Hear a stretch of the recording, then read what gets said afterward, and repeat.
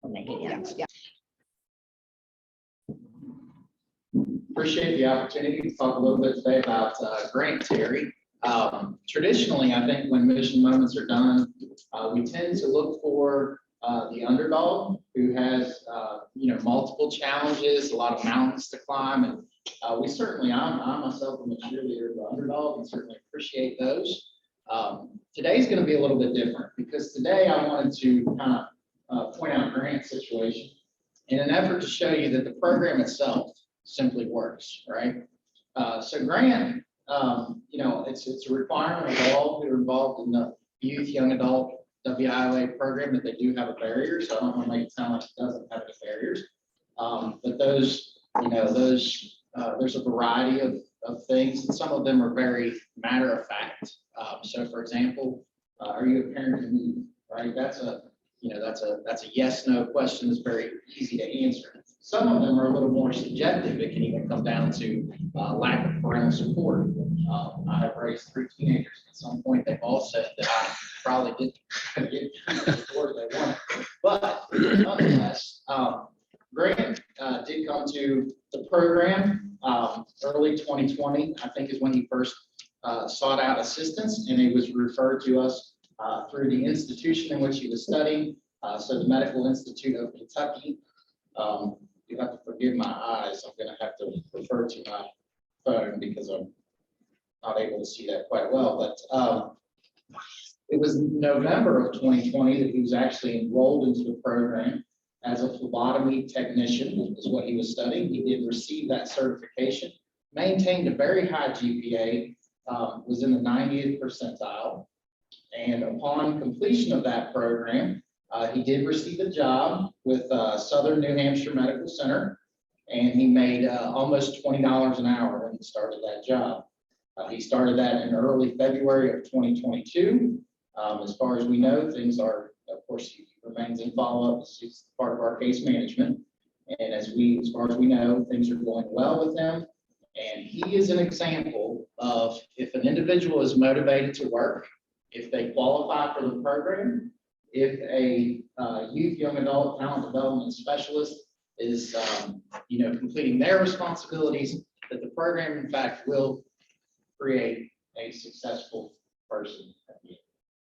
So again, not necessarily a story that tugs at the heartstrings, but I do hope this illustrates that, the WIOA, as it was put in place, was to provide assistance specifically for training for the purpose of employment. And this is a situation where we were able to provide training for the purpose of employment, and we have seen Mr. Terry go successful. Any questions? It is nice to see representing all walks of life because a number of people could take advantage of the things that are offered through the programs. Right.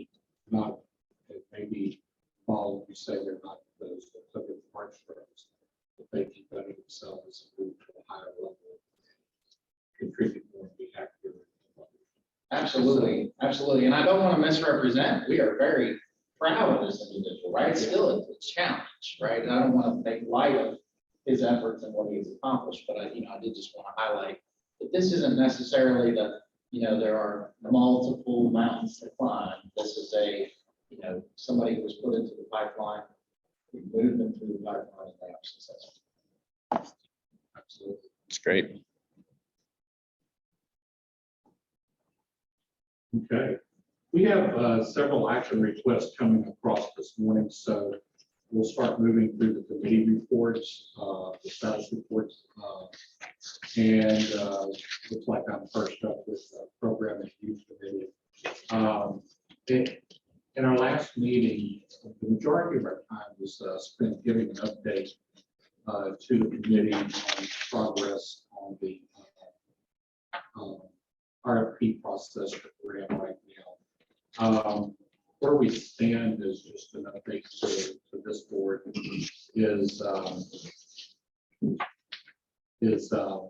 we are now at the stage that Tanya, God bless her, is working feverishly with other members of the staff to make everything we proposed and put it together so we can do a final review. We would expect that that's going to probably happen in the next 2 to 3 weeks. I just put next week off their calendar because I'm going to be out, but over the next 2 to 3 weeks, the working group will have a final review so that we can then present to the PY committee and then ultimately get their feedback and make an adjustments needed to bring it forward. This was the first time in 20 years that there's been a comprehensive review of the RFP process. And I was a baby for the woods when I said, yeah, that sounds like a great idea. But it actually has been very good for all of us. And we feel like we're putting out a product that will help the board as well as the operators as we move forward. Okay. All right. The next thing for the PY committee is the supportive services product.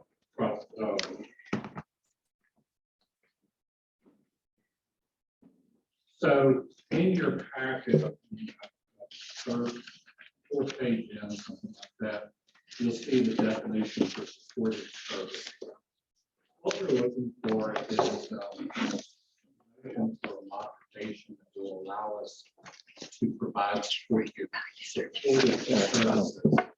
So from the definition, supportive services includes any services and needs related to payments which are necessary to enable an individual to authorized under the So some examples, it could be assistance with uniforms, work attire, work-related tools, PPE, eyeglasses, dependent care, educational testing, housing, as well as links to community services, free legal aid, helping get criminal records expunged, securing government identifications, which we've heard numerous times is one of the big challenges, is getting people having access to the documents they need to get a job, and what it takes to go through that.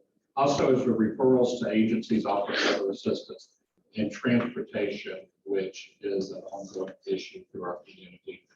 And a lot of that has to do with where affordable housing is versus where jobs are.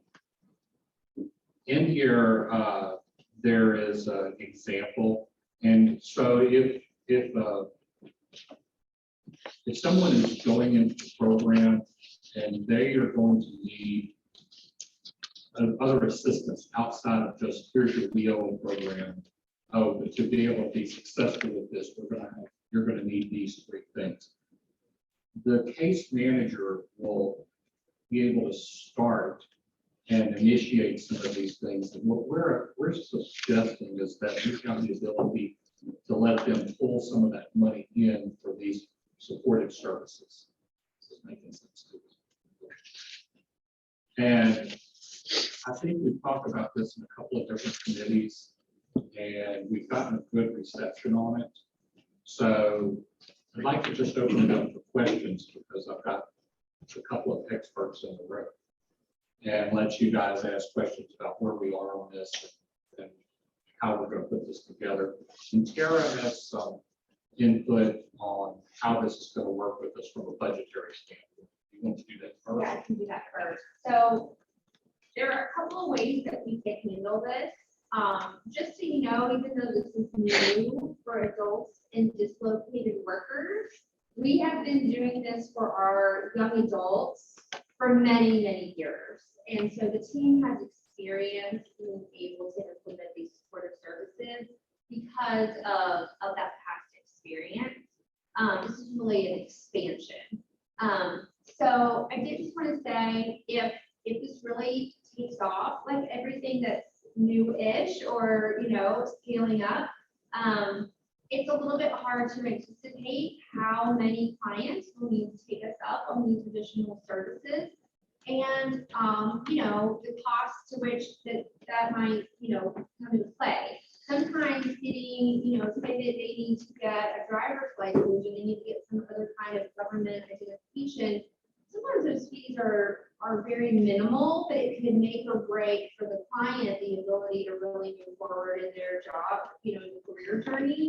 And so, what we're gonna do is we are at the present time going to have this be a part of their training dollars. Right? You guys remember we talked about this from time to time, that the individual has up to $7,000 for 2 years in order to receive training. These are services that are going to help them get that training and be successful in their job. They don't necessarily have to get training, but we think if we use it out of that pot of money, then we don't have to modify our overall budget or have a line item. However, I'd like to reserve the right to come back to the board and do a budget modification if it seems like we're having a lot of these requests, if it seems like the requests are for larger amounts of money than we had anticipated. Come back to you and say, hey, it's going so well that we would like to have a specific line item for it, and so therefore, we'll be back at that time. So if that works for everybody, that's how we'd like to start. And then we'll see. We have plenty of programs where the individual, the cost for the training does not reach that cap. So we think that this is at least a reasonable way to get started. And like I said, if it ends up being an issue, that we'd like to, address that at that time. We've gone back and forth as a staff multiple times to kind of say, hey, which way do we want to do this? And so since doing it sort of the other sort of separated way would require a full budget modification, we just decided let's start with it being part of the training fund, and then we can go from there. So she chose the hybrid. Yeah. You can get it now and then we can, Yes. we can come back later. Right. Question. A Always question say that I have is likely something you and your staff have already had experience with. It's with the youth program where you have these support services that pay for these types of auxiliary services that are going to support success. Are there limitations that have already been well established based on experiences with that? So for example, somebody that gets the birth certificate over and over again, or a driver's license duplicate over and over and over again because they keep losing it, or things of that nature. Do you have some boundaries around that? We would have boundaries, but we have not had experience, that experience. Well, since COVID, we haven't used a lot of those funds, honestly. But historically, for the young adults, we've used the majority of the funds in transportation. We'll pay for a test occasionally, or still to food, scaffolds, whatever. But historically, it's been transportation. So it's always tied to a job opportunity or a training Or opportunity? yes. To vote. Yeah. Either or. I have a question about that cap. If they do have training, we said those don't get staff level, if they do have extensive training, things that are going to cost them staff, they still need a family and help with care. They're going over that. And I know you said, you'd like to reserve an opportunity to back to board and chat for that, but if it's been implemented before that, could that be implemented as kind of case by case basis, that some additional funds could be allocated for those individuals who we may think of always have. And I don't know how often that happens, but. Yeah, well, and when Gina asked her question about limitations, dependent care was kind of on my mind, as technically it is listed as a potential for support services, but we looked into it and, as we all know, it's so expensive. So that amount, we applied for a grant alongside University of Cincinnati, and the way that we, and it was specifically for providing support services, including dependent care, and so that the way that we typically look at things is we owe $1 to be the last dollar. So in the case of someone who has significant multiple needs, so say they had training needs, we would want to make sure that they applied for the work ready scholarship, for example, first, before they use the Rio training dollars, or they filled out the FAFSA, maybe they have Pell dollars or something like that. So typically that's another reason that they're not using their full wheelhouse. compensation is because the team works very, very hard to make sure that they've kind of exhausted every other possibility. With dependent care in particular, we would want to make sure that that individual is getting the support that they need to sign up for CCAP, which is the Child Care Assistance Program, so that maybe if there was a gap, that we were filling the gap of their copay or the gap of the, something like that, as opposed to trying to pay like their entire dependent care needs, which would be probably, 15,000 or more, yeah, depending on the age, yeah. yeah, so which would be kind of beyond Yeah. our scope, anyway. So, but that is typically what we do. As far as your question about could we kind of leave an opportunity, I don't know that our budget is necessarily set up for that. But if you all want us to have that capacity, we are more than happy to bring that budget conversation back to the next meeting and say we'd like to go ahead and vote that budget. For sure. I think it might be helpful to really know kind of how many people get to that cap. If it's one person per year, that might be a little different than really exploring that opportunity further. But if it's just know with all the cost increases for all of these things, I'm sure it's a barrier for many people, and just getting to that point where then you have to say, wait, we have to take this back to the board for these other 2 months before we have to. You know what I mean? I can just see that as a barrier for. Yeah, we can put something together for the next meeting so that we try to break that out. We have space in those to do it.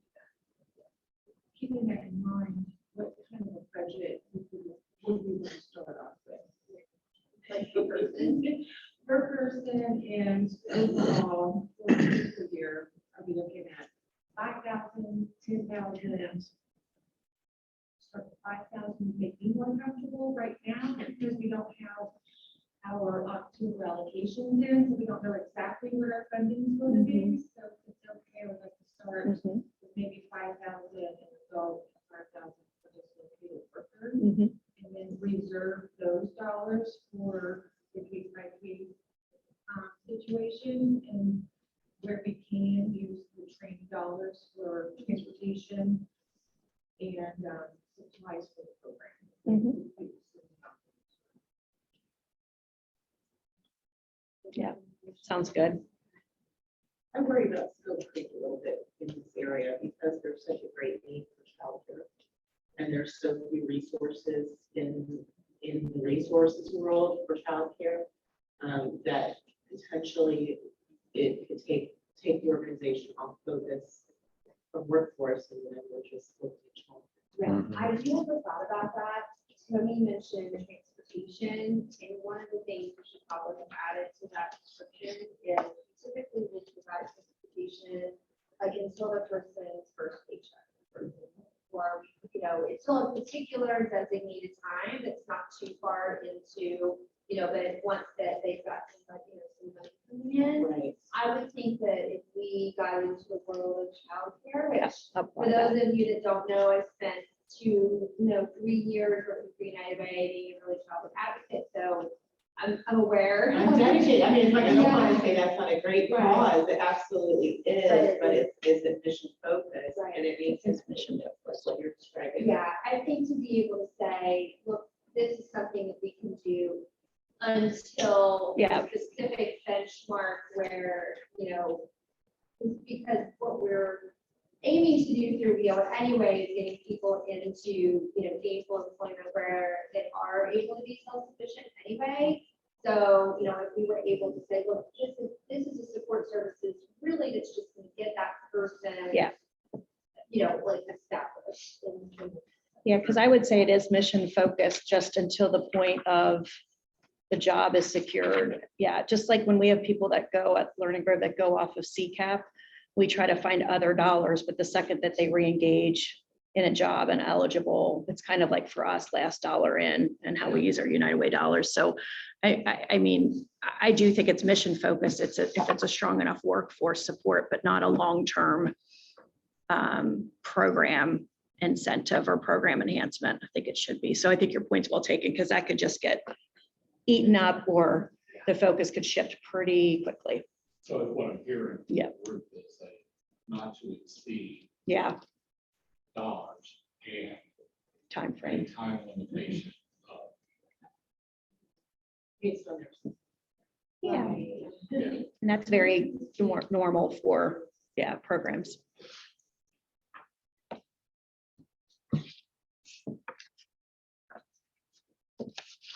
So if you actually, I'm going to use the very first sentence of the services, includes any services to enable an individual to participate in activities authorized under the OS. So even though it doesn't necessarily spell out like a timeframe, really we're thinking they're participating in the OS. So that, you know, this payment goes along with that other activity, whether it's training or getting a job. Yeah. It would end once they were into that. No, it's just such a good point. It really, yeah, Yeah. it's expensive.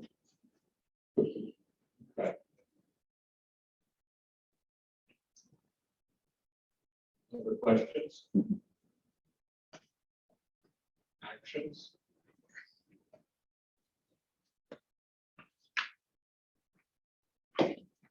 You have enough to make a motion? I'll make a motion. Okay, fine. Okay. All in favor? Aye. Opposed? Motion carries. A lot of good discussion.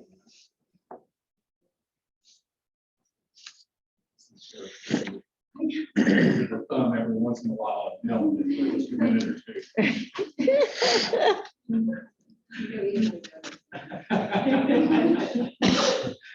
I mixed it. Yeah, oh, no. Okay. Brian Bozeman, Business Services Committee. Yeah, good morning. I'll be pretty quick. At our last meeting in mid-June, the Business Service Committee at least approved the recertification of both Florence and Covington based on the recommendation from the review teams that went out for that. That's required every 3 years, right, Tara? And then now the board has to approve. So we have 2 actions today. One of which is recertification of the Career Center in Florence, and the next would be the recertification of the Career Center in Covington. Anybody on that review team? I know Carrie, you were part of that, or anybody have any comments or thoughts or questions? Okay. I mean, I thought it was my first time walking through the process, so I'm receiving, I mean, also the we have a presentation, so like, you want to for research, I think, we have those questions or recommendations that were brought to the table, or the opportunities to market or to communicate, those sort of things, but overall, I was part of the presentation. Okay. We felt that it's doing its duty and actually, you know, and what purposes. Mhm. Yeah, and there were a couple of recommendations in the letter, so it's good. So Okay, so we're starting with the motion. yes, actually, let's do Florence. Let's go in order. Is that all right? Logical. Yes. Can you hear us, please?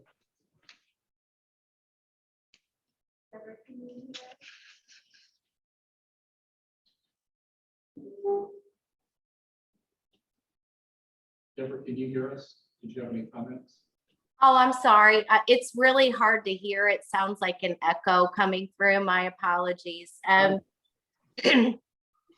So my comments strictly, being new to the Workforce Investment Board, this was a great opportunity for me just to get in and learn a little bit about what we're doing and what we're being responsible for. I found the activity to be very rewarding and surprising for 2 reasons.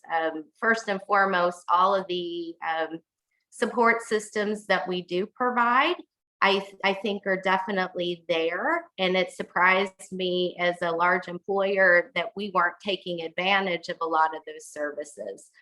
I would also say that the other surprise is we're a large employer, and why didn't we know about some of these services? So I think it lends itself to, we certainly have to do a more effective job of marketing the services to the community partners. But overall, I was really impressed with what I saw. And my only further comment is transportation. I think it's important. We were talking a lot in the Florence session that the Florence Career Center is not on the bus line. So I think we have to do something to get those folks there and taking advantage of those services. And I think transportation is a big part of that. And that's all I had. Thank you. Okay, thank you. I got to do this 3 years ago, and I had almost the exact same type of error. It was just an eye-opening experience. That and the dedication of the teams in the buildings, and they are 100%. It's just a great experience. So I second your thoughts about everybody should take the opportunity to do it. And I agree with Deborah too. I mean, being new, and I still feel like I'm new. I've been here like 2 years, but anyway. I'm still learning every day, but to the point of like not understanding what all services are offered, especially at the career centers as an employer, which is I guess the job of the Business Services Committee. So I think as the Business Services Committee, we're going to take a stronger look at how do we engage the community, let them know what we offer. I mean, at our last, shame on me possibly, but at our last Business Services Committee meeting, I learned about the SWAT, Strategic Workforce Action Team. That was like one of the coolest things I've heard. And there were three or four different, well, I'm sure you're gonna report on that today, so I'm still your thunder, Corey. But I just thought that was a great example of what we're doing and what we're capable of that I didn't even know about until 20 days ago. So anyway, so all that being said, why don't we, would anybody like to make a motion? Are you doing this or am I doing this? All right, anybody want to make a motion? Would anybody like to make a motion to approve the recertification of the Florence KCC? I will make the motion. All right, Gina, thank you. My second? Second. Thanks, Kimberly. All those in favor? Did you just say Covington? Did you say? Aye. Florence first. Okay, okay. Sorry, I'm going in order of the agenda. I think that's the way the letters are too. No, they're not. All in favor? Aye. Opposed? All right, motion carries. All right. All right, now we'll move on to Covington. Can I get someone to make a motion to approve the Covington Career Center certification? So moved. Thank you, Sharon. I'll Shannon. Thanks, Dave. All those in favor? Aye. Aye. Any opposed? All right, motion carries. Recertifications approved, and we can move on. Mr. Chair. Thank you. Mr. Baines, who I was looking for on the TV for some time, but I finally spotted. His beard. His new beard. Oh, wow. Nice to see you, Summer John. beard. I was wondering who that guy was. I sent him a text. I sent him a text while Tara was talking, and I saw him grin, so I know he read it. Yeah. Coming in a sense. John, you want to report? I want to. That's hilarious. It is hilarious. Summer Yeah, beard. for sure. So first off, greetings from Germany. It's almost, it's 3 o'clock here. So, and forgive the voice. I finally have succumbed to COVID. So dealing with that right now. 2 topics to discuss. I'd like to start with a nomination to present to the board for approval. This person, Bill Hogan, is listed as a new nominee. That's the technical fit for this, but I would also kind of describe him as somewhat of a replacement. Dr. Francis O'Hara, a longtime board member, a very active person and very unique person, really, in the high school land that's very involved in the workforce. Someone I think is hard to replace. So he'll be greatly missed, but at the same time, I think Bill provides a very similar insight and a great bridge into the high school community. There are not a lot of people in the high school community that are very active and engaged like Bill and and Dr. O'Hara. So I'm very excited to present him today. Before I ask for a motion to approve, are there any questions about Bill Hogan? Okay, hearing none, could I get a motion to approve? I'll motion to approve. Thank you, Deborah. And a second? Joe, is there a second? Thank you. All those in favor say aye. Aye. Any opposed? All right, motion carries. Thank you very much for that. How much do you get feeling better? I'm working my way there. So Okay.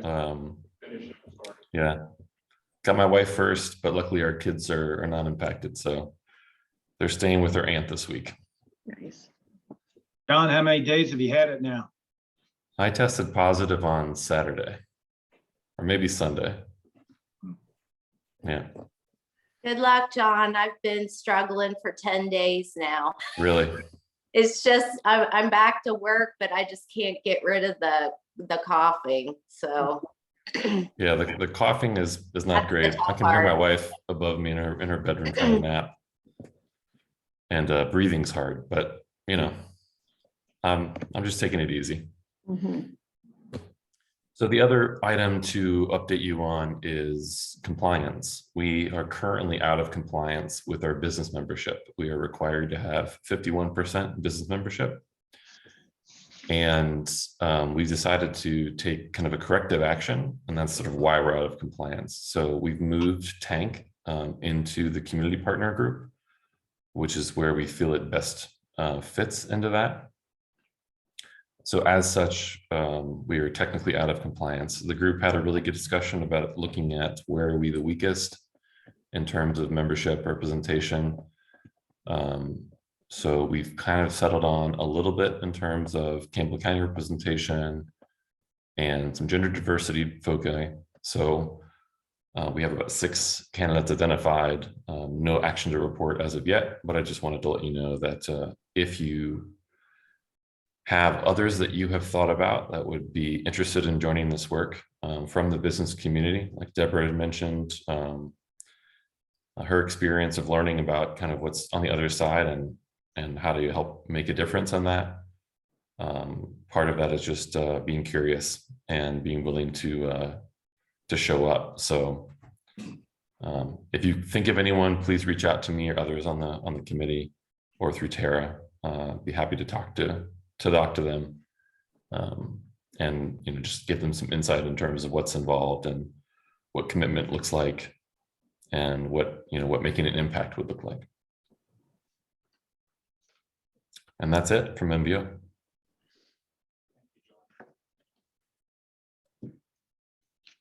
And this will be gone when you see me again. So this is vacation beard. Mhm. All right. So Kara is our new member spotlight today. And we're ready to learn more about you.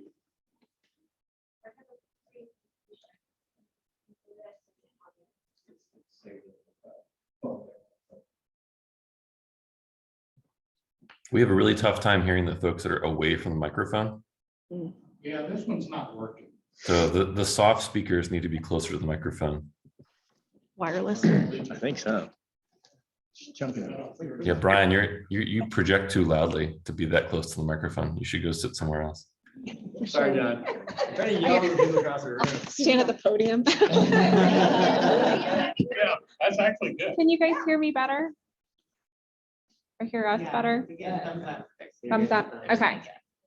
All right, so I'm Kara Brooks. I'm gonna head to the next. Thank you. Like Okay, the old film Right, projector. right, yes, yeah. So I thought I would first talk about where I'm from. So my parents and extended family are from the west side of Cincinnati. So my dad went to Elder and my mom went to Oak Hills. So if you're from Cincinnati, everybody talks about their high school. So it is what it is. That's where they're from. My extended family, aunts, uncles, most of them still live on the west side. Cousins have all kind of moved out, but I have about 20 cousins. I have almost 30 second cousins. Our family is very large and we all get together for every holiday. So it's like a family reunion for every holiday. It's nuts. So I actually grew up in Hidden Valley, which is in Lawrenceburg, Indiana. It's not where ranch is made. I have 2 older sisters, so I thought I'd include a little fun photo, you know, all the 90s photos where you're coordinating your outfits. So we had a nautical theme. So that's my mom and dad, and I'm the youngest of 3 girls. And my 2 older sisters, they moved again to the west side after college. So I'm the only one that moved to Kentucky, and I have an uncle that moved to Kentucky too. We're both in Union, so it's kind of fun there. So I graduated from Ball State University up in Muncie, Indiana, and with a bachelor's in urban planning and development. And if you want to move to the next slide, please. But Kentucky, yeah. Kentucky is my home. So I moved to Kentucky in 2010, and I moved to Edgewood with a friend who had bought a house there. It was the economic downturn, couldn't get a job anywhere, had graduated college, and with urban planning and development, a lot of times you're looking at a city planner sort of position, and no cities were hiring, no one was hiring. So I spent about a year going, throughout a couple different positions, and I'll talk about that a little bit later, but moved to Edgewood is where I met my husband. We lived in Wallace Woods for a little while. We lived in Erlanger near the Kenton County Library for a little while, which was a great resource. And then now we're in Union, and my husband works in Lexington. So I told him that's as far south as I would go with my office downtown and his in Lexington. So I married my husband in 2014, and I have my bonus child, who's Ruby. She's 15, about to be 16 and driving, so I'm very nervous. And we have a 3-year-old together named Aurora. And if you haven't, I have a picture of the Peace, Love, and Donuts in there. If you guys haven't been out to Peace, Love, and Donuts in Florence, it's so good. You got to check it out, and it's really fun. And we'll talk a little bit about kind of our connection there. So, beep. So again, I graduated in the economic downturn of 2010. I started at Duke Energy as a contractor in 2011, working for the Call Before You Dig program, so 811. If you're not familiar with that program, if you're digging in your yard or know anybody that is, call 811, have all the utilities located underground. But I worked on the GIS side, so we helped save the company, I think it was $3 million each year, and sent contractors because we'd be able to locate if our facilities were in the area or not. And if they weren't, then they wouldn't have to send a contractor out there to locate. So in 2012, I was actually hired in, and they started a GIS group, so Geographic Information Systems mapping, think mapping. They started the group in 2010 or 2012. Myself and 2 other contractors at the time got to start the group, hire in, train everybody, get everybody on the same standards. We had folks in Indiana too, who were considered kind of Midwest for Duke, and we were all using the same GIS platform. So we trained a lot with them in Columbus, Indiana, and kind of got everybody on the same board in a consistent way to do our GIS, because our GIS system was a mess. They had different folks throughout the company kind of putting information in, nobody with GIS experience. And that showed in the data that we had. So I worked as a technician from 2012 to 2015, and then in 2015, I became a data analyst. So what I was responsible for was creating maps and data for our engineers, external, cities needing lighting data, that sort of thing. And so it was really awesome. I got to learn how to code. I learned a lot within being an analyst in that position, a lot of things that I didn't know. So I can really appreciate upskilling your people and your companies and that sort of thing. Taking on coding was something that I was excited about, very nervous. And we had a couple IT people in our group that were whizzes, but it was really fun to get to know that. And it's pretty, once you do it enough, you really can catch on. So we had a lot of people in our group who were actually hired in from some other organizations, and OKI, one of my friend's husbands came in from OKI. He was an analyst kind of specialist, and he taught us a lot of the group, some of the work that we knew. So 2017, I started in community relations. So I am much more of an external person than sitting behind a computer looking at data, though I love to do it. So I had worked with, So when I came into community relations in 2017, I was handling 10 communities and 2 counties in Northern Kentucky. So really partnering with Rhonda Whitaker-Hurt at the time. She was taking on the Northern Kentucky Chamber Board chair position. And so I was really taking some of her territory over at that time and assisting with that. And then at the end of 2019, I took the role of community relations manager for our entire Northern Kentucky community. So that's Boone, Kenton, Campbell, Grant, Pendleton, and Gallatin. Great time to come into a new role at the end of 2019. And, everyone knows what happened at the beginning of 2020. So I really feel like the last year and a half has been great to kind of get out there, get to know people, and be able to work and work on some community issues and be able to solve some things. But it's been a really great experience thus far. Slide, please. So I have a picture of a hat because I feel like our current role, I wear a lot of different hats, and I'm sure many of you do in the room as well. So what my current role entails is we try to be the go-to person in community relations for our territory. So being that go-to person, I work with all the local governments on incoming or upcoming infrastructure projects, grant opportunities, outages, developments, and any escalated issues. So if it makes it to a mayor or a judge executive, that's an issue. It shouldn't be making it to that point. So they'll contact us and we'll get it solved. I also handle economic development requests for both gas and electric capacity, work internally with our engineers and planning engineers, our large account managers for both Ohio and Kentucky. So I get to work closely with Ready Cincinnati and Triad. So Kimberly and I get to work together regularly. I engage with a lot of nonprofits, businesses, schools, and various chambers. So, Northern Kentucky Chamber, Grant County Chamber, Pendleton County Chamber, trying to be a part of all of those chambers. And again, just stakeholders throughout the Northern Kentucky region. And then I also get to work closely with the emergency management directors and first responders. So anytime our crews are not out at a fire where the lines need to be shut off, if there's entrapment, lines are down on a car, our crews have 1 hour to respond. If they're not responding, I get the call to see where they're at. Also, outages, we have trees down, we have all those things. So all the massive storms, no. All the major storms that we've seen lately, it's been a little wild. One of the first one that came through in June, my coworker Chad was with the chambers and economic development group over in Italy, and he handled Hamilton County and Claremont County. So I was kind of on call, assisting with our team, and it's kind of all hands on deck when we have a storm come through. So no matter if you are, I know. Yeah, he was working overseas, and that's how it is. And even in our other regions, when we have storms come through in the Carolinas, like we're working the call center, like it is everybody kind of hands on deck to try to help get just handle the calls, figure out situations, and try to get people back on. So next slide, please.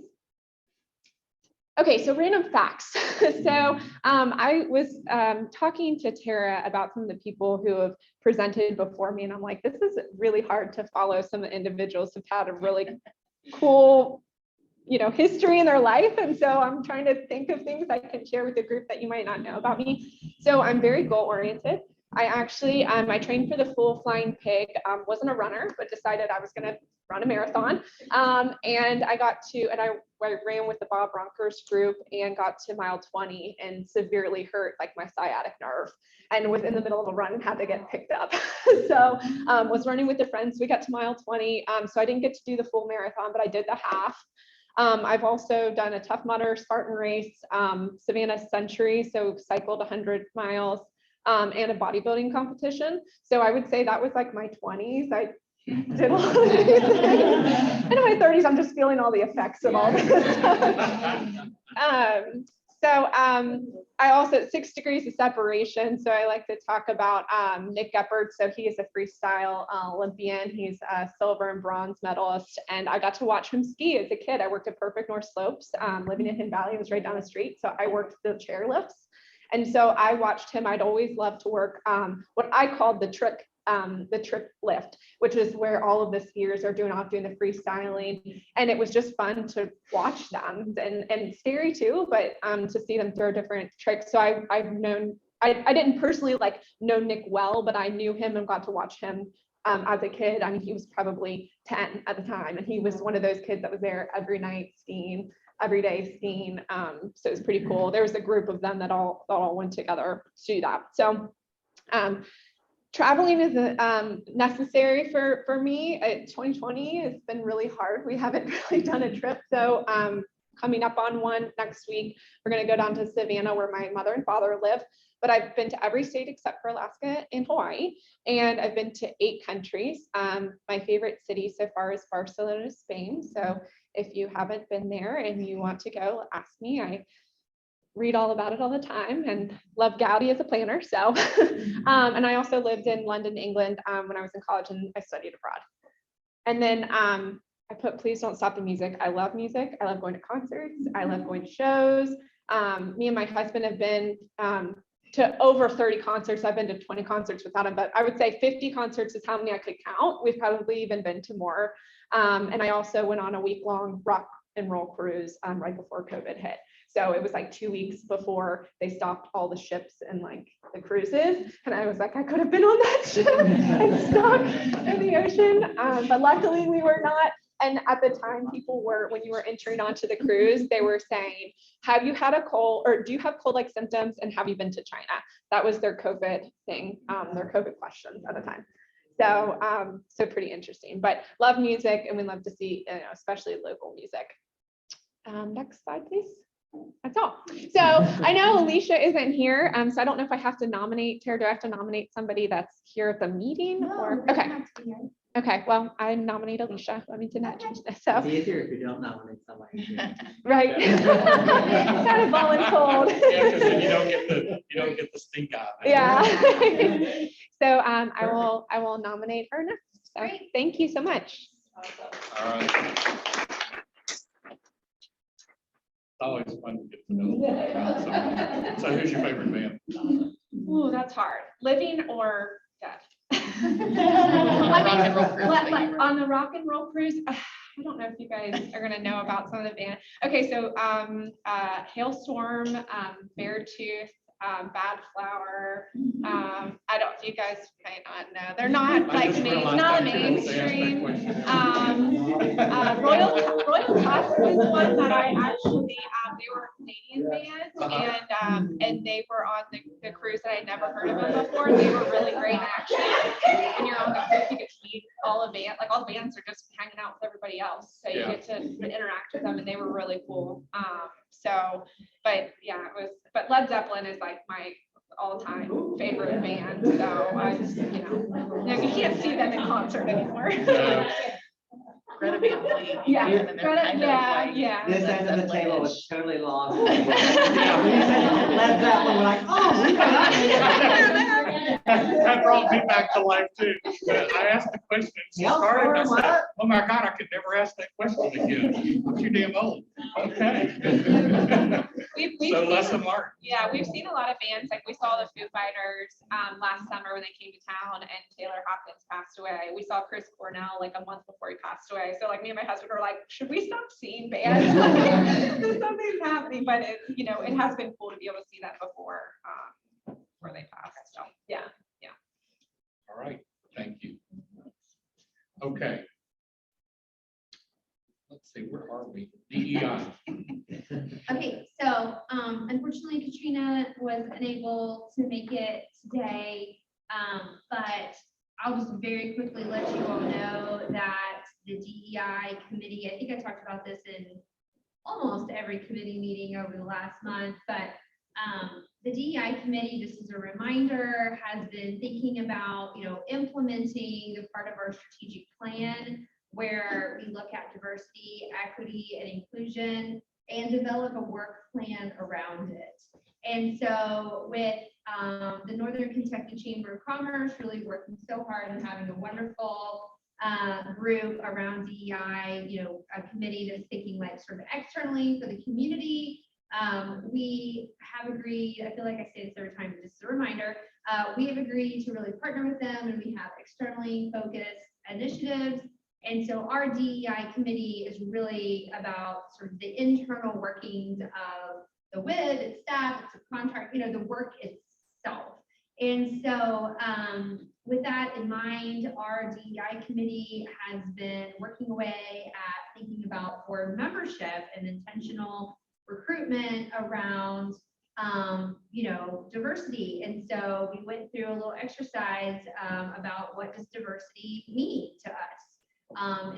Is it race? Is it ethnicity? Are there other things? And so everybody here and on via Zoom should have received a survey that was kind of to that point of asking 5 or 6 maybe questions around sort of how do you identify or what is your status on certain questions. I know that can be kind of uncomfortable for some people. It is optional, though. We were kind of hoping to have 100% participation. We did not have names attached to it, so the only way we really know is if we get to the number of board members that we have. But just as a reminder, if you haven't filled it out, it's definitely not too late. And if you ask, we can send you the link. We're not tracking the link, so like we can't tell if you filled it out. And we really right now, at some point there will be a new person in my spot and they will have access, but right now it's just me and Simon. And so we're only providing like the aggregated data to the committee, just to look at it. And we're not doing any kind of like cross tabulation or anything. So like we can't see like how many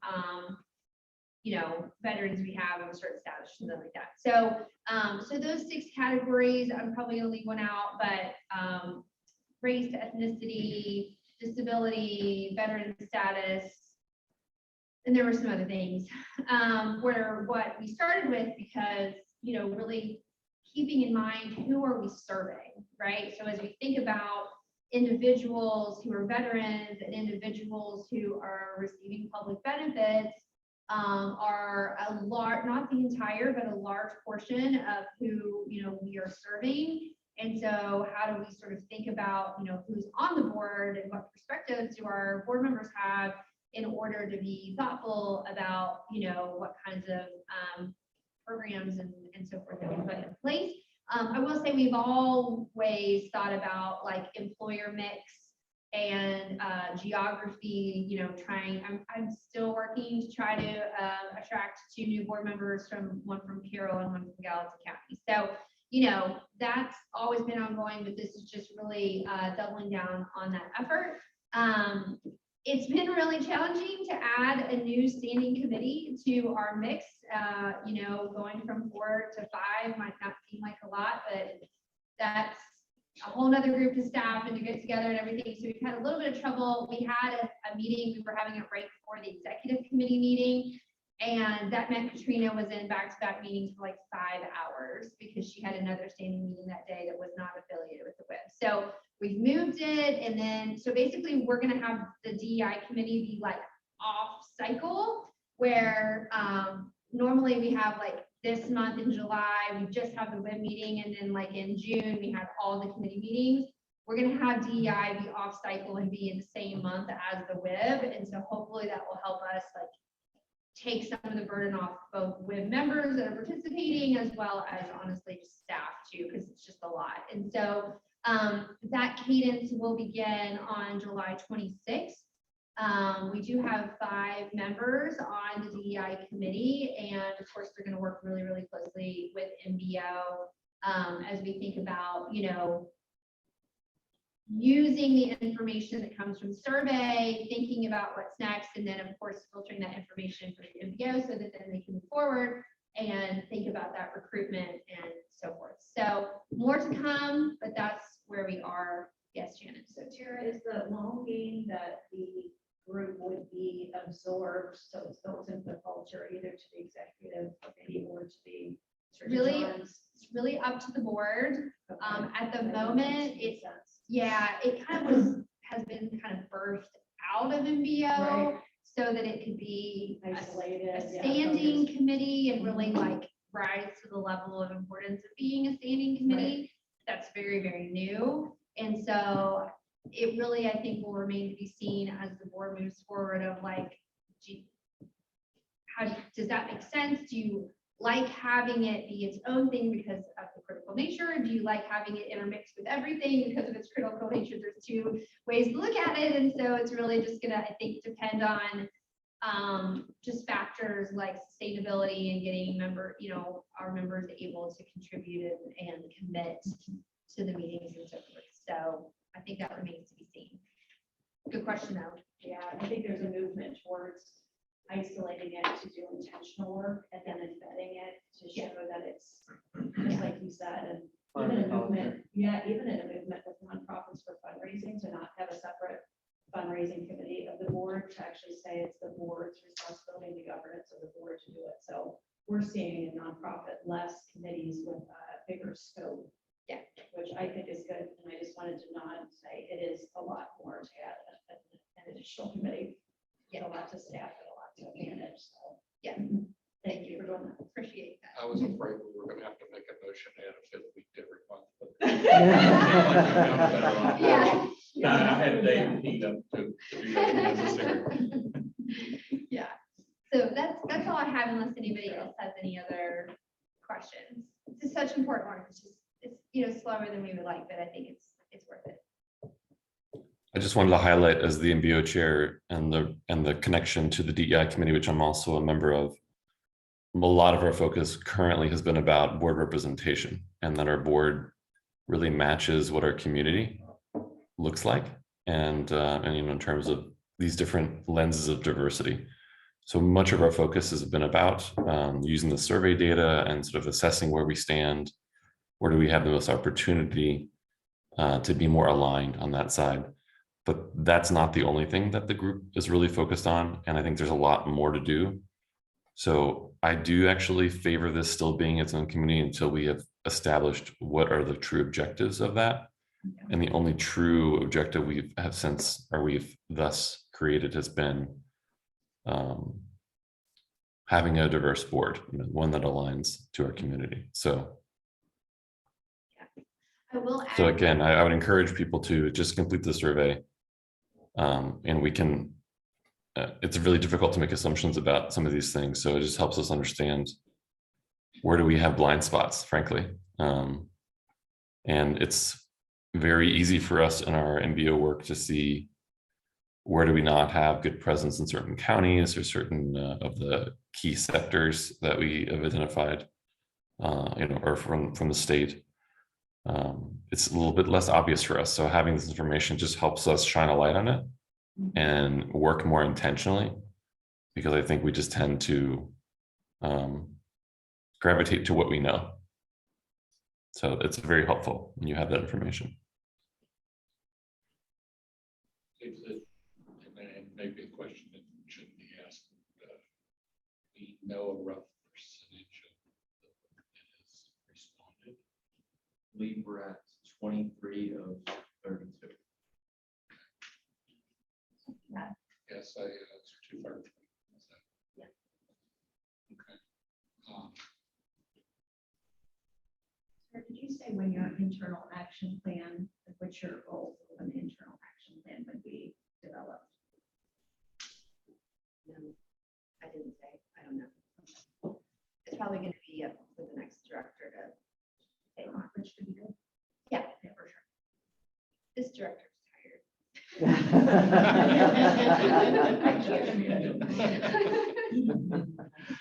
Yeah. We'll say, we'll remind them. Okay, great. Because it's one of those things that's important, but it could easily Yes. not get legs if we don't. For sure. Yeah. That's one of the biggest fears right now is to lose continuity, right? So as a board, we all have to be cognizant of that. We are very close to being right on time schedule. That's a nice thing. Next thing is the executive committee. Technically, we did not have. We did not. We did not have a forum in the executive committee.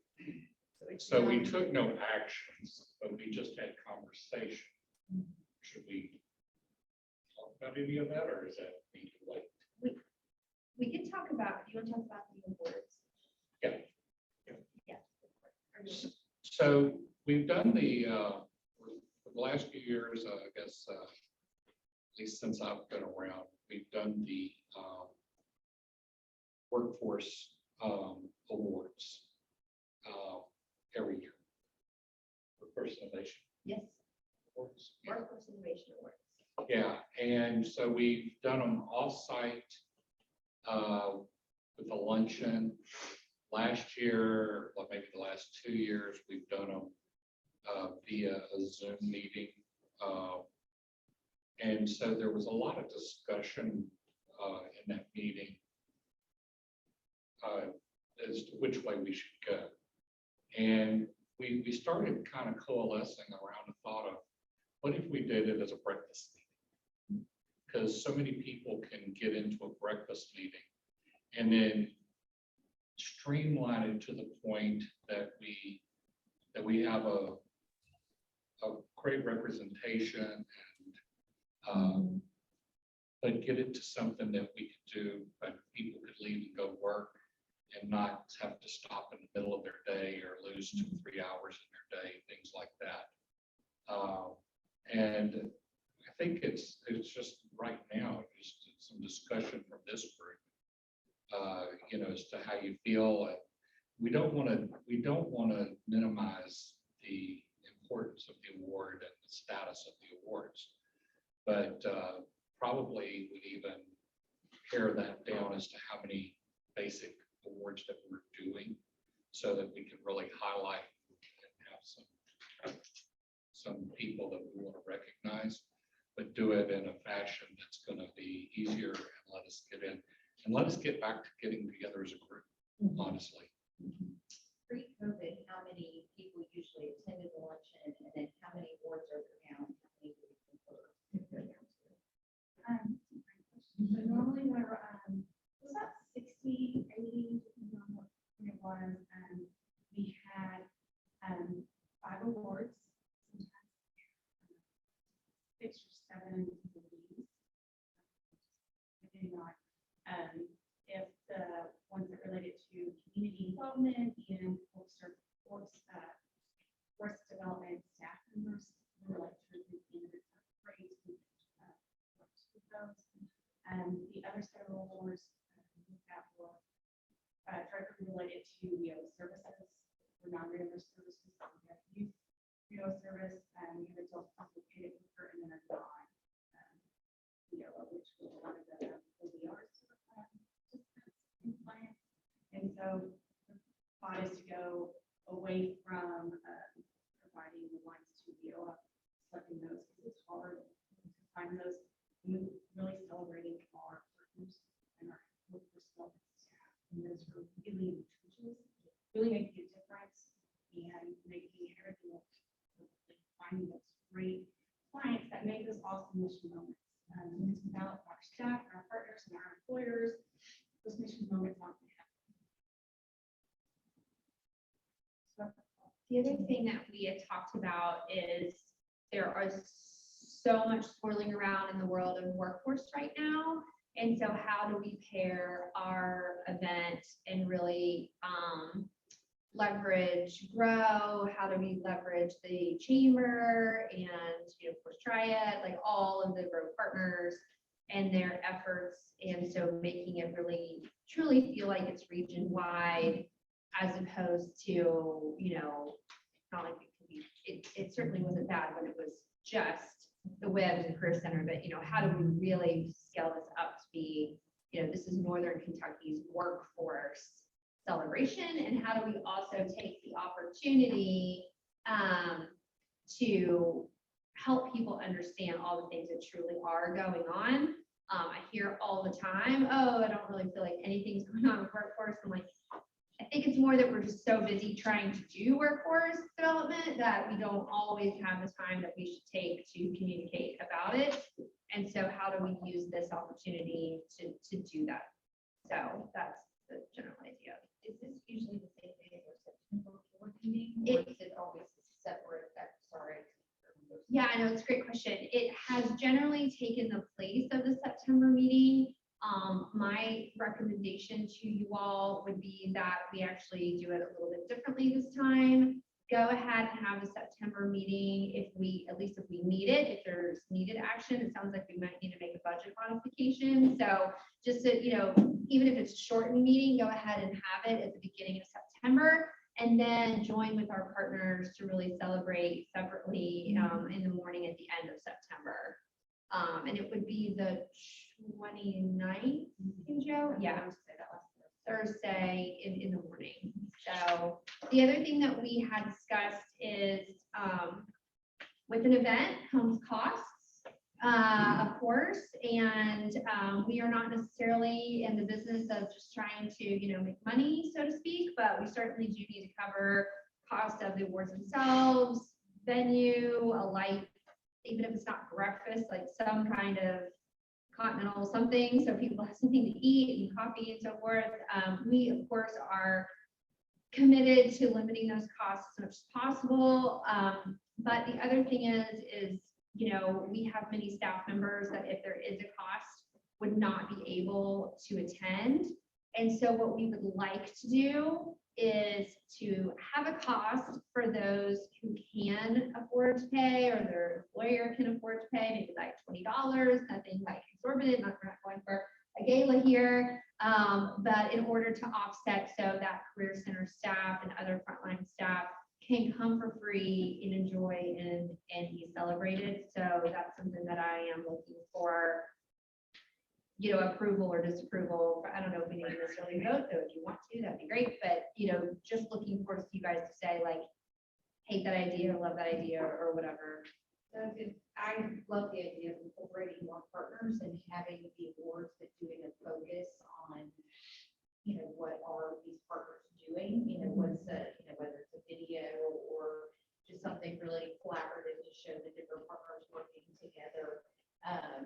I think it would bring a lot of opportunity. We can send it out to our manufacturers, like Deborah mentioned, that, the large employer, they didn't know. Yeah. So we can send it out to HR people, within our major employers on the manufacturing or office side. From the cost perspective, I don't know. Are we thinking $3,000, $2,000? Like, I would almost say, instead of saying, I think it would get a lot for you all to try to say, Kimberly, can you pay registration? But yeah, you can't, I think that'd be a lot. I mean, I would be willing to put in like a sponsorship dollars or try it and have 2 or 3 sponsors that can just cover the whole cost. And then it's free. Right, that would be amazing, right? Katie Jo's smiling. Yeah, well, that's a lot to practice. Yeah. And then does it actually need that? So if you want to give us an Okay. idea. Yeah, Katie Jo, do you happen to recall what it costs when we did the light? And she doesn't have it. So, yeah, last time we was blind, $8,000.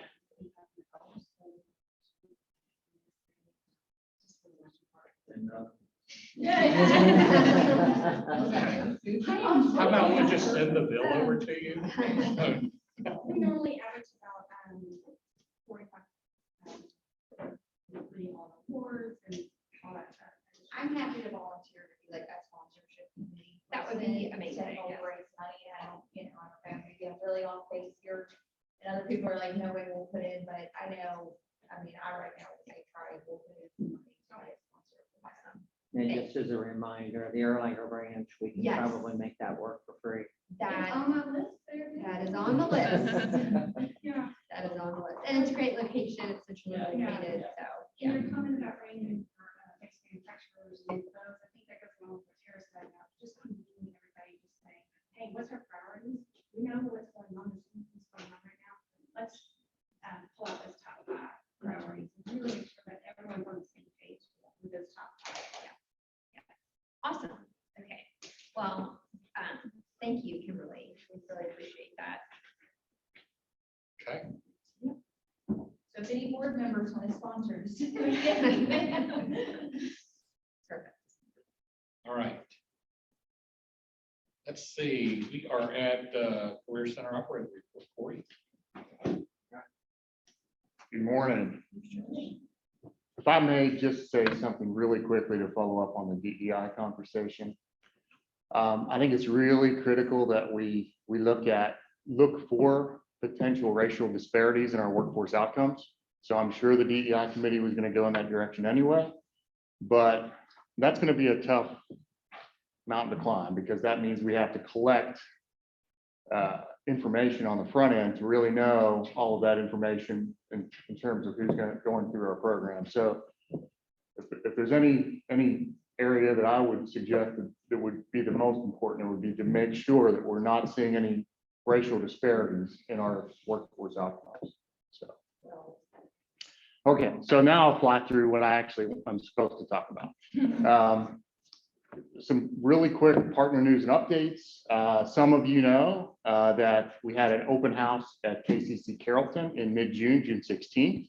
We had about 30 in attendance. A lot of community leaders and stakeholders showed up. The judge executive was there, other community leaders, partners. So it was a successful event. Coming up next week, Job Corps will be hosting, one of our 14 Career Center partners will be hosting a signing day on Tuesday, July 19th at the Career Center in Covington. That is going to be 2 o'clock. So you're all invited to attend that. That if you're not sure what a signing day is, think about when colleges or students sign on to a college to do their letter of commitment. Specifically, athletes usually do this.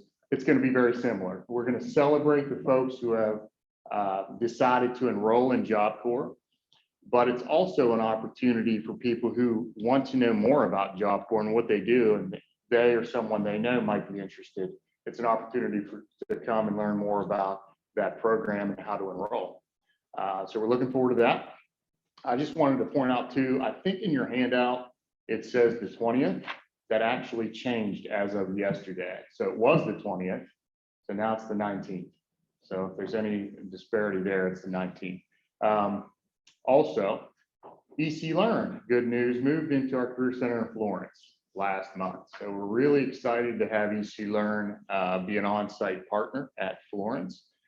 We talked earlier about the importance of childcare and making sure specifically our job-seeking customers have access to childcare support and resources, and having them on site is going to be a great addition. Ribbon cutting is likely to be in August. Another update. The handout was done a week ago. A lot has changed in the last week. So we were tentatively planning a ribbon cutting for July 26th through EC Learn. That has been postponed, and we're going to push that to August. So basically what I'm saying is pay no attention to the handout. Yeah, my slide of the handout is worthless right now. The other thing I'm excited about is I've had recent conversations with Alicia, Webb Edgington, as well as Denise Govan with Life Learning Center. We all feel really good about Life Learning Center becoming an MOU level partner of the Career Center. So that would make 15 when that ultimately happens. I sent them an example of the MOU for them to review that. But you know, I feel like that's going to be a positive thing in the near future that will be happening. Moving on to Grow NKY. Wanted to bring you up to speed a little bit. I had a conversation with the NKWIB director last week about where we stand with work-ready communities. There's been a lot of conversation at the state level about where the state wants to go in terms of the work-ready community initiative. And as you'll recall, that is the driving force right now of Pillar 3. Our goal is to get our 8 counties work-ready certified. So it's very important to us what direction the state wants to go in terms of that initiative. One of the things is, and I've mentioned this on a couple of occasions to the NKWIB, our local county leadership is wondering, you know, how important is this initiative for a county to pursue, because it's a lot of work. And what does it mean at the end in terms of economic development and attracting new companies to our respective counties in Northern Kentucky? So one of the things is getting those questions answered so that our counties feel confident that if they go through the work-ready community process, that it's going to be worthwhile in the end. So those conversations are happening. SWAP meetings are happening as well. We have one today, later this afternoon. Are you sure? Yeah. I hope that's not in the handout, because That's at 1 o'clock today. I'm actually facilitating that, so I better show up to it. And then one again on Thursday, so 2 this week. So SWAT meetings are happening. Outreach marketing, wanted to make an announcement that I'm really pleased about. Tina Rollinger has been with us. She's been with the Career Center for nearly 20 years, but she's been in her current position at Brighton Center since the time I've been there. She's done an amazing job. She recently got promoted to first impression and marketing specialist. That's a couple things in response to the recommendation of the Think Shop, a marketing firm that we've been working with, and their recommendation to have a staff that's more honed in and devoted to that effort and has the capacity to do what they need to do. And she has the skills to do a really nice job with this and the interest in that. So I'm really happy to announce that as of July 1, she has a promotion, still doing first impressions, but also marketing. Also related to marketing, Hootsuite, we have now a professional Hootsuite subscription. So for those of you who aren't familiar, it's basically a social media management, not device, but platform. Thanks, Dave. So we pay $37.50 a month, and for that, I think we have a big return on investment for that relatively small amount of money. Positive momentum with our social media following, Facebook. Really, we've seen since this Hootsuite professional subscription has been in effect, which is really June, we got a free month. We've seen really exponential numbers in terms of our Facebook following. And then the other thing in terms of marketing, the Think Shop contract technically ended at the end of June, but they have agreed. They said they got off to a slow start in January. They agreed to help us through the end of July at no cost, especially as we're rolling out the More Than campaign. So really grateful for the Think Shop and their expertise and guidance with our social media, marketing, all of the above. So any questions on that? Cool. All right, good. Thanks. Thank you. Doug?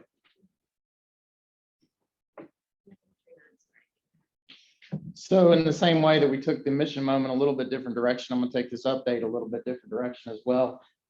Not so much going to talk about all the things that are going on, because in the handout, you will be able to see those things.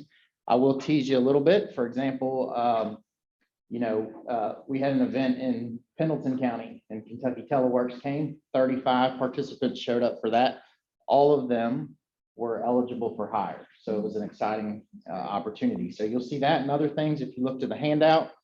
What I want to come to you today with instead is more of a, as we begin this new fiscal year, is more of seeking your support, unofficially your approval, and some accountability in that as well. And that is because we're kind of going to change a little bit about how we do outreach for our WIOA program.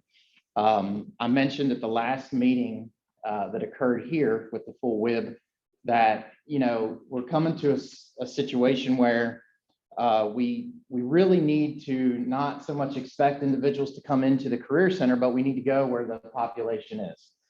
So because of that, these are some of the strategies that we'd like to implement in this fiscal year moving forward.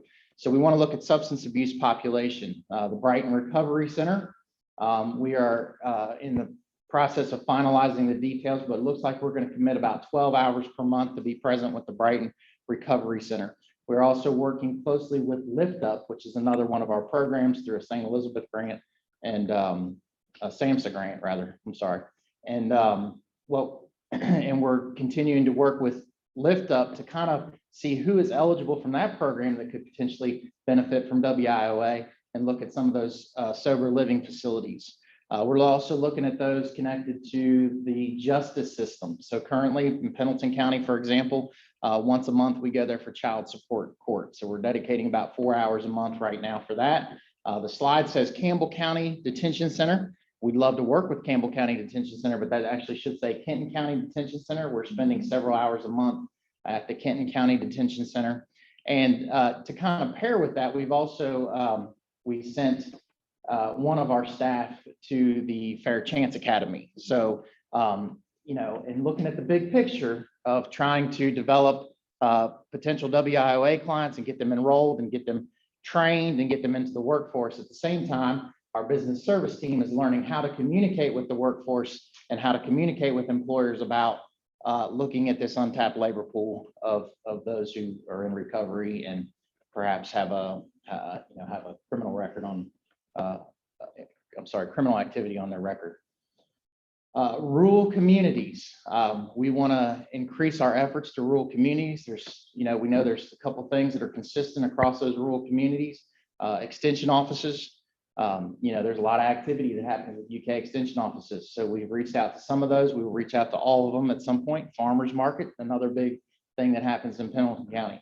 I will also tell you that as we're seeing some things in the environment change here, like in Covington, over in Covington, for example, and even here in Florence, like with our job fairs, we think that traditional of a job fair of a model will still work in our rural counties. It's just it's a different dynamic, and it can be successful there, as evidenced by the teleworks that took place. We want to look at English as a second language. That population, we have connected with the Esperanza Center. I want to be clear, as I say, they have communicated with us. This is not an assumption based on a stereotype. They have very explicitly stated that they want to participate, but they recognize that there will be some challenges because of the required documentation and paperwork that exists for WIOA. But we know that is an untapped labor pool. We know that culturally a very strong work ethic, and so we would like to be able to reach out to those individuals as well. Kenton County Public Libraries, we're excited that KCC Corner is kicking off at the Erlanger branch right now at about 6 hours per month, and then connecting with our training providers. Got to meet with Christy Godman last week of Gateway, and we're going to spend about roughly 12 hours per month there. We need to figure out what the best avenue as far as their locations to do that. So if we go to the next slide.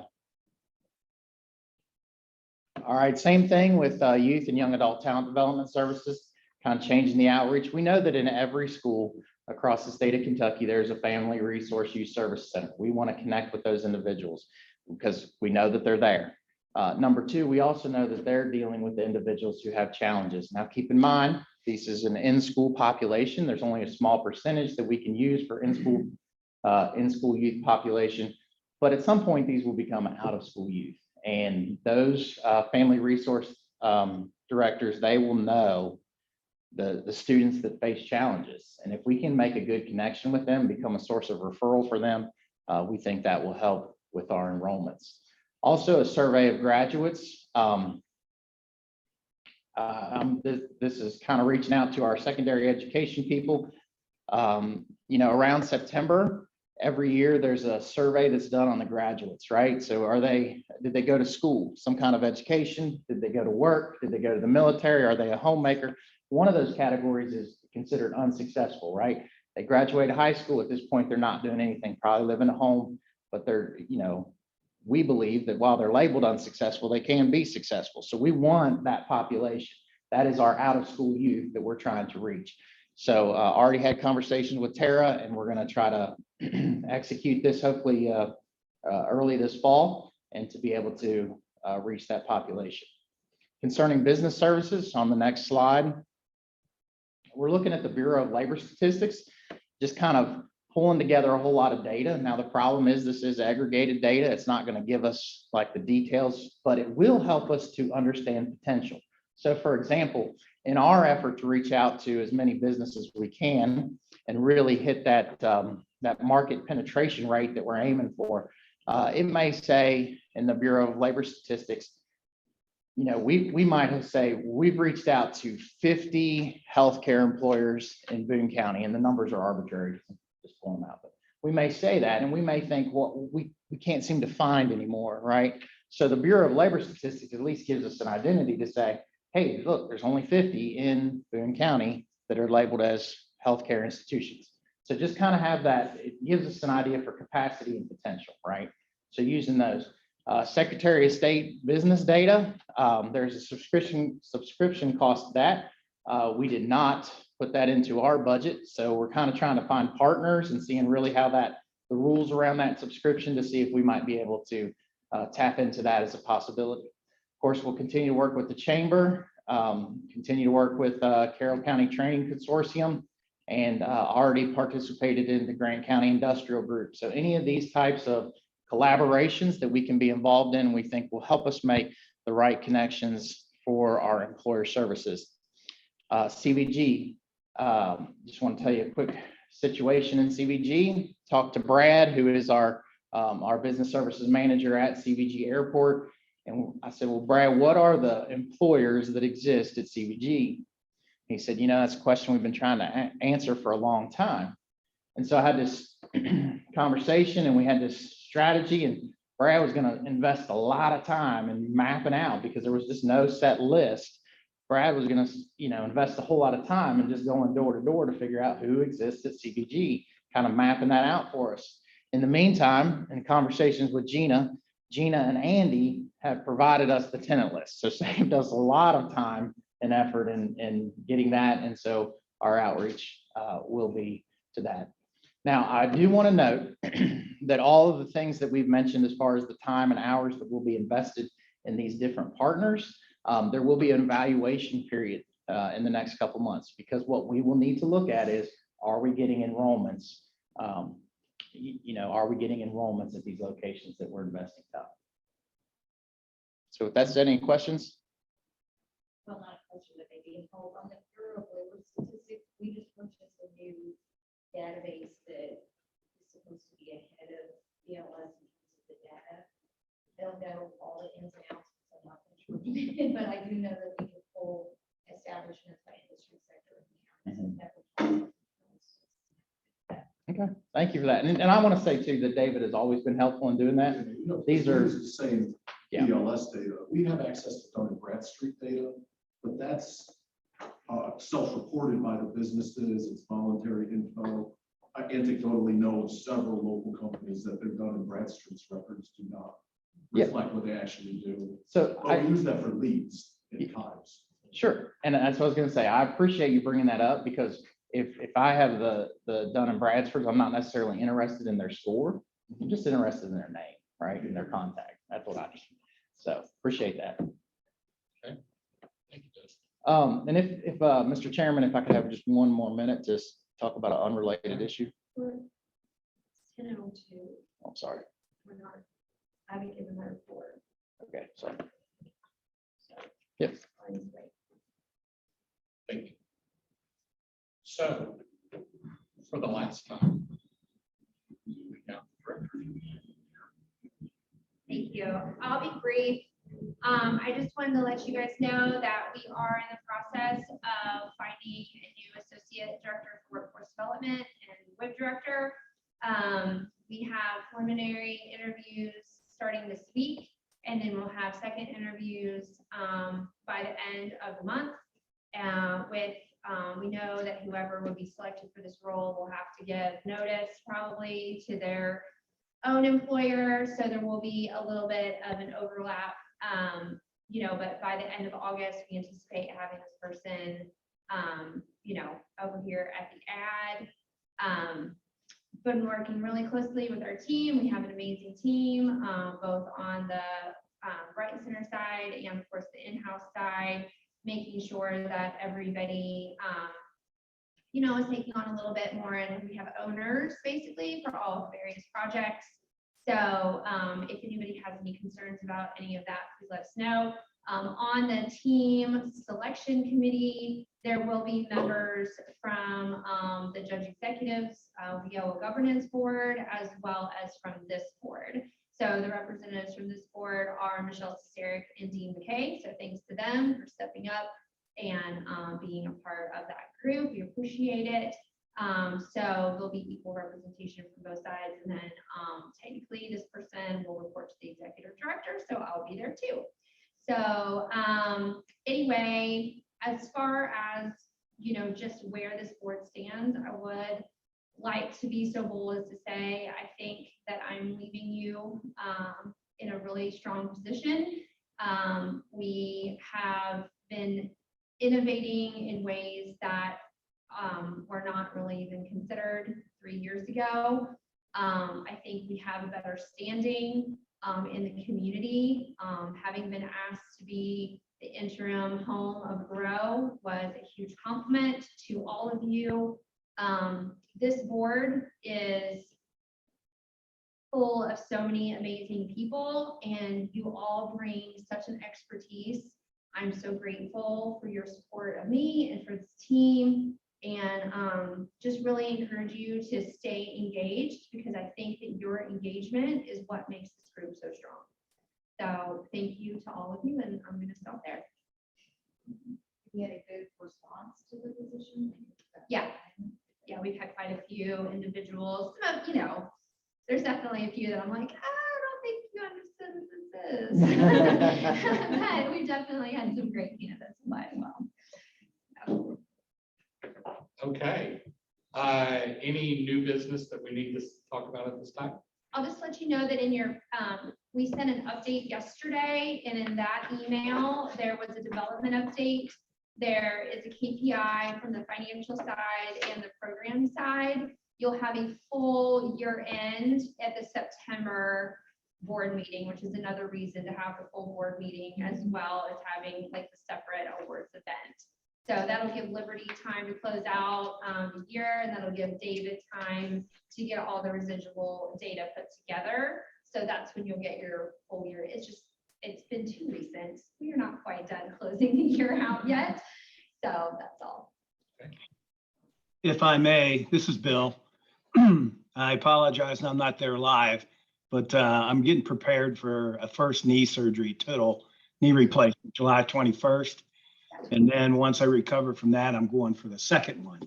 So I don't plan on missing. I just don't think I'm going to be there live for a little bit of time, and I apologize for that. Thank you, Bill. All good. Thank you. Take care. All right. With that, the motion to adjourn. All in favor? Carries. Isn't that the fun It's got a little wear. It's got a nice patina on it too. Yeah. Somebody was really hard on this. Somebody was really serious.